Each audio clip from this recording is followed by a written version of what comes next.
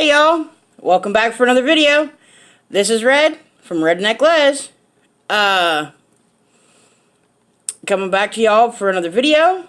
I figured I would do a get to know me video since a lot of you do not know me, or at least a lot about me. So I figured I would do a video to let you guys get to know me. Starting off, thank you to everyone who has liked, subscribed, viewed, shared all the videos so far. You guys are a peach. Thank you to everybody that sent in the questions for the last video. You're also a peach. I'll probably be doing another Q&A sometime in the future. I'm not quite sure when, but I will put out a Twitter poll before I do to see what questions you guys want me to answer, and then give y'all the chance to send me questions. So there is that. Alrighty, let's get started, y'all. First, my name is Rebecca. Last name is Laura Ditch. It's weird, not very known, but hey, that's me. I'm 31. I will be 32 this month, at the end of the month. Yeah, me. Getting older another year. Woohoo! Some history about me. I was born in Hall County, Georgia. I was the second child of my birth mother. When I was 6 months old, I was handed over to my birth mother's best friend from childhood, and they proceeded with adoption. I was officially adopted at 8 months old. When I was 6 months old, I also went from Georgia to Washington State, to a small suburb of Seattle. Lived there till I was 5, the summer of the year I was 5, almost to turn 6.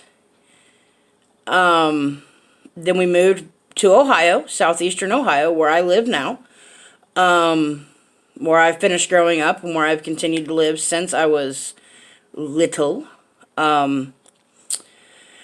Let's see here. I grew up on a 20-acre farm where we had Scottish Highland cattle and some other different kinds of mixed breed cattle. We had a total of 6 horses growing up, when I was growing up. Some rabbits, some dogs. We raised Dalmatian puppies for a while, and we also raised Great Dane puppies for a while when I was growing up. I was in 4-H. I grew up in church, Independent Baptist. I went to Christian school from 2nd to 8th grade.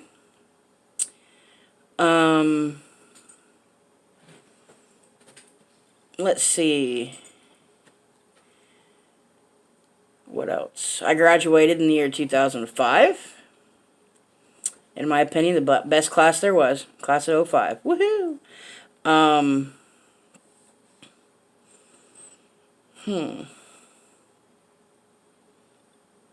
After I graduated high school, I started to go to school, but I couldn't really concentrate on it, so I dropped out after a semester. I've worked various jobs. I've done telemarketing, I've done fast food, I've done, let's see, telemarketing, fast food, I've done housekeeping at hotels. I did a housekeeping job at a state park near me. I worked for the Census Bureau back in 2009 and 2010. I helped get this thing ready for the census, and I also helped with the census, made sure everybody got their census forms and whatnot. Let's see here. What else have I done? I've worked at gas stations. I've worked on farms. I've done a little bit of everything. Back in 2004, I discovered my passion for work, and that was the oil and gas industry. I know not many women enjoy the oil and gas industry, but I do. I started out doing traffic control, making sure it was clear for various vehicles to go up and down the lease roads. And when it wasn't clear, I'd have them pull over and wait till whatever it was they were waiting on, that they couldn't pass on that particular road, come through, and then I'd let them know it was okay. Let's see.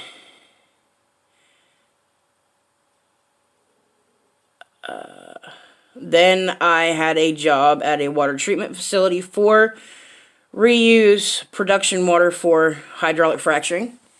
Like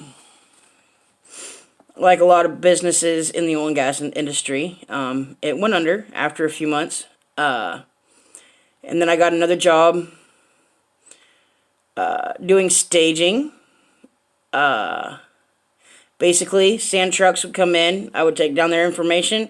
They'd park, and when they were ready for sand on location, I would call out, "Hey, truck number T45.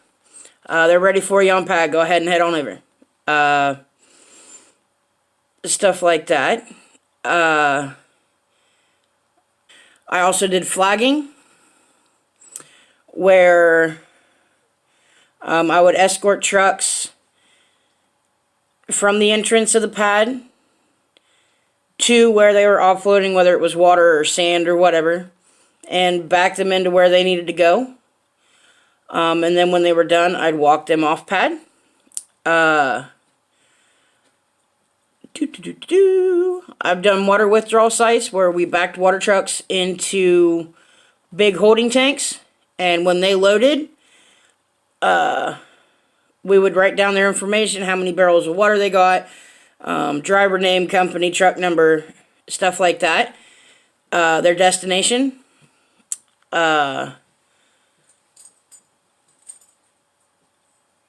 And also we'd have to check tank levels, make sure that they didn't get too empty, so we'd have to go over and turn the big pump on to fill the tanks again. Let's see. I left that company last year, and then I started working for a company that I really enjoy in April of this year as a pilot escort driver for the oil field. And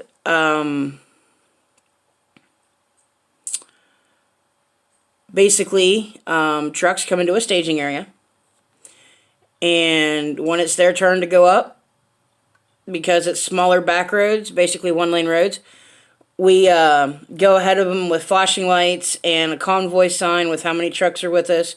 We get their information. We do a little pre-trip with them. We communicate with the drivers whether or not there's traffic coming back to them, if there's any hazards in the road. We wait for them on location, then we take them back on out to the main road and say, "All right, we'll see you back later." Some hopes and dreams of mine.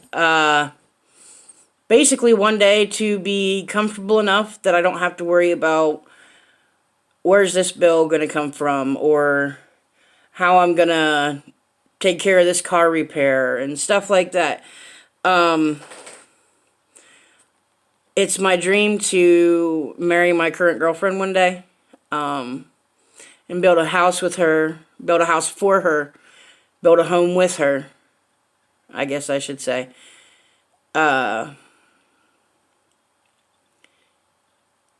And, you know, just grow old with her, be happy. I know there's going to be turbulent times. There's always turbulent times in relationships. But hey, also I hope to travel one day. Be comfortable enough that I can travel and go see different parts of the world and learn new things and stuff like that. Thoughts on the future.